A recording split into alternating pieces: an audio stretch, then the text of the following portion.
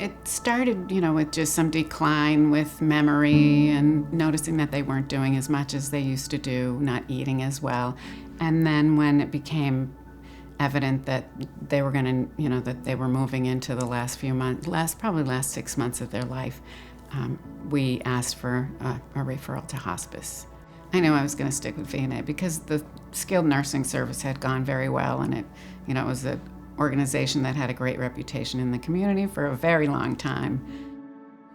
I have goals of care conversations that start out by finding out what the patients and families' goals are, and then integrate my knowledge of the disease processes and the trajectory of these illnesses so that we can come to a common understanding about what the goals of care are and to honor their goals with dignity and empathy and to communicate that to the team. Towards the end of the life of my private care patients, when I started educating them towards the end of life, it was a very difficult conversation for them. And that's what kept me very interested in continuing hospice care.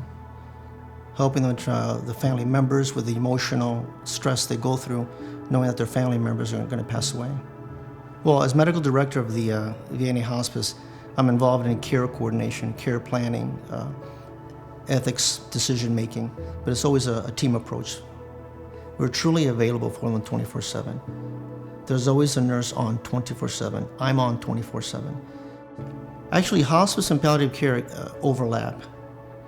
Palliative care is taking care of the patient's chronic illnesses, whether they may be chronic lung disease, heart disease, whether it be end-stage cancers. But these are patients who are seeking continued long-term care. They want to seek all the treatments available to extend their lives. Eventually they reach a point where their primary care physicians or their specialists will say, we have offered everything available to you, and it's time that you should consider hospice. And that's when we come in. We're not involved in extending anybody's life. We're really focused mainly on end-of-life care, quality of life. So our home care hospice team would comprise of a primary nurse, a social worker, a chaplain, a music therapist. We have volunteers that can go and be companions in patients' homes, as well as our bereavement team, who offers bereavement for patients and families for 13 months after someone passes away.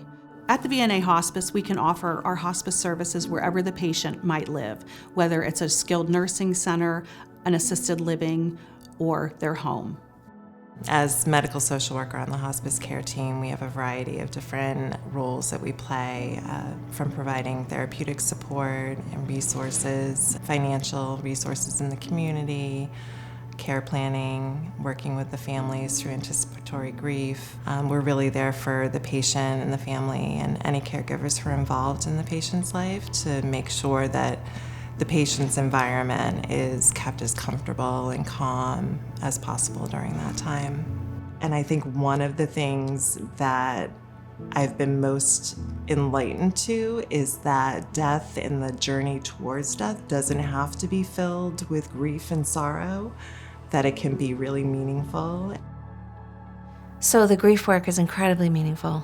To be able to companion someone and be present for them in sometimes what's the most painful time in their life, having lost a loved one. I think grief comes in waves, like the ocean, and sometimes it can be a really small wave, and other times it can hit you hard and feel like a tidal wave. And so to be able to be with them, to help them keep swimming, it's a gift. When we're leaving this earth, we need to be held. And people can sing to us, and people can feed us, and people can take care of us, and we can leave in the same way we came in. And so to be able to give that to people, and then for me now, to provide the support through the sadness of that loss of that person, it continues the gift. We offer in-home hospice services as well as a different level of care called general inpatient at our McCarthy Care Center. The McCarthy Care Center is located in East Sandwich.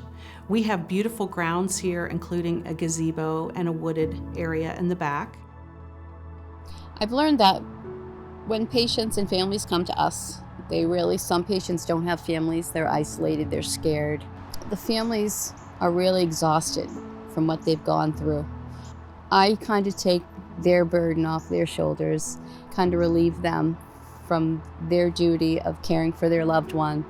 And I do all the patient care and support with the family so that they can rest and enjoy, get some sleep, and enjoy the last little bit of time that they have left with their loved ones.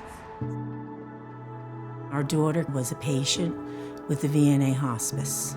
They gave us all the equipment we needed, the special bed, the special oxygen, the chair to help us get her in and out of bed, the tray, everything that we could possibly need, and was all done ahead so that she didn't have to experience the commotion. And when we got to a point where we weren't comfortable, that's when we talked about the next step, which was to go to the McCarthy Care Center. They were all there waiting for her. They had her beautiful room ready. It was just like she was treated like a queen. And as soon as they got her settled and medicated, it was like a sigh of relief that I wasn't responsible anymore for her pain. That was a blessing. Those were a true testament of having these angels on earth.